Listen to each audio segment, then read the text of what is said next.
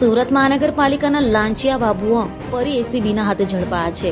Food licence આપવા 45,000ની લાંચ લેનાર 1 લાખનો પગારદાર સહિત 2 અધિકારીને એસીબીએ ઝડપી પાડતા લાંચિયા અધિકારીઓમાં ફફડાટ જોવા મળ્યો હતો. સુરત મહાનગરપાલિકાના લાંચિયા અધિકારી ફરી એસીબીના હાથે ઝડપાયા છે. શાકભાજીના વેપારી પાસેથી રાંદેર ઝોનના ફૂડ સેફ્ટી ઓફિસરે લાંચ માંગી હતી અને નાનપુરા પાલિકાની ઓફિસમાં લાંચ લેનારા ફૂડ સેફ્ટી ઓફિસર અને ક્લાર્કની ધરપકડ કરાઈ છે. શાકભાજી વેપારીને ફૂડ લાયસન્સ આપવા 45,000 લાંચ લેનાર 1.5 લાખનો પગારદાર પાલિકાના food safety officer Hemen Gohil અને વહીવટી ક્લાર્ક ગુલામ યાસીન શેખને એસીબીએ ઝડપી પાડ્યા હતા. પાલિકાની નાનપુરા ઓફિસમાં જ બંને લાંચની રકમ સ્વીકારી હતી.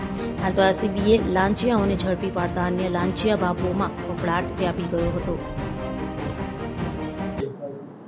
એક ફરિયાદીની ફરિયાદ મળેલ કે શાકભાજીનું વેચાણ કરવા માટેનું લાયસન્સની જરૂરિયાત હોય તેઓએ એક ઓનલાઈન અરજી કરેલી, જે અરજીના કામે લાયસન્સ મેળવવા જે અરજી કરેલ એમાં લાયસન્સ આપવા માટે SMC Rander zone food safety officer Hemen Gohil તથા વહીવટી ક્લાર્ક તરીકે ફરજ બજાવતા ગુલામ શેખ નાઓએ લાયસન્સ આપવાના અવેજ પેટે 45,000 રૂપિયાની લાંચની માગણી કરેલી, જે લાંચ લેતામાં હેમેન તથા ગુલામ શેખ પકડાઈ ગયેલ હોય તેઓ વિરુદ્ધ કાયદેસર કાર્યવાહી કરી અને ગુનો રજીસ્ટર કરવામાં આવેલ છે અને આગળ તપાસ ચાલુ છે.